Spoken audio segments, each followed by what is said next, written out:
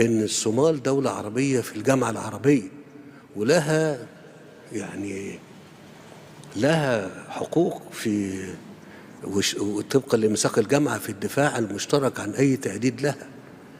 واحنا طبعا مش بنقول الكلام دوت يعني بنهدد حد ولا حاجة، احنا بنقول ده عشان الناس تبقى فاهمة.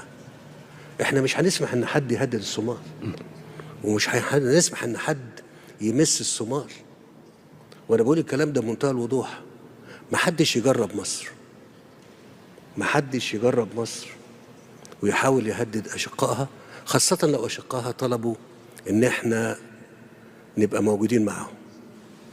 dowladda Itoobiya ayaa markii ugu horeysay ka hadashay hubka ay Masar ay keentay magaalada Muqdisho kaasi oo habeen hore si rasmi ah ula wareegtay dowladda federaalka Soomaaliya kadib markii markab lagu keenay dekedda magaalada Muqdisho. wasiirka wasaaradda arrimaha dibadda ee dalkaasi Itoobiya ayaa war kooban oo soo saaray waxa uu walaac ka muujiyay hubka Masar ee laga soo dejiyay dekedda magaalada Muqdisho, wuxuuna sheegay in ay imaan karto halis kale oo weyn. wasiirka wasaaradda arrimaha dibadda ee dalkaasi Itoobiya ayaa xusay in hubkani uu gali karo gacan kale sida kooxda Al-Shabaab oo kale, taasina ay dhalin karto walwal xoog leh. hubka Masar ay ku soo daabulayso magaalada Muqdisho waxa uu ku dambeyn doonaa gacanta ururka Al-Shabaab, sidaas waxa yiri oo bartiisa Twitter-ka ku qoray wasiirka arrimaha dibadda ee dowladda Itoobiya.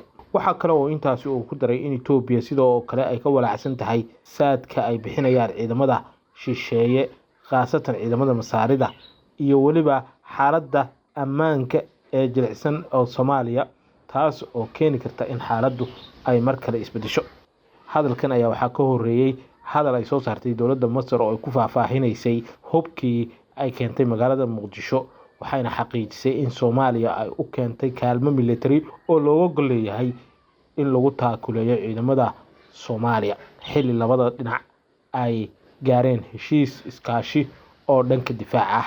dowladda Masaarida ayaa sidoo kale waxa ay sheegtay in kaalmadan military ay tahay mid lagu fulinayo heshiiskii iskaashiga ee labada dal waa Soomaaliya iyo Masar. hase ahaatee Itoobiyaanka ayaa aad uga walaacsan iskaashiga dowladda Masar iyo Soomaaliya, taasi oo Itoobiyaanku ay wadnaha farta ay ku hayaan in saameyntii dhinaca amniga iyo siyaasadda ay ku lahaayeen Soomaaliya ay gacantooda ka baxdo. dhammaan tallaabooyinkan ayaa uga sii daraya xiisadda hadda taagan ee ka dhalatay heshiiskii badda iyo biyo raadinta ee Abiy Ahmed, waxaana laga cabsi qabaa in ay isku rogto xaalad dagaal oo saamaysa geeska Afrika.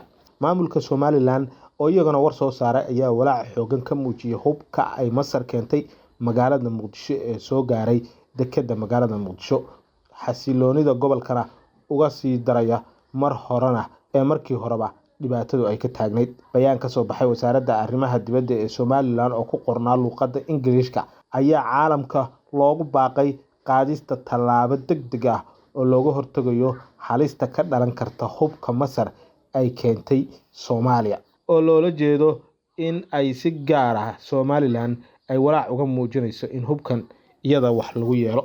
waxaa kaloo intaasi ay ku dartay in Itoobiyaanku ay ka walaacsan yihiin saanada military ee ay bixinayaan ciidamada Masaarida iyo waliba dowladda Masar.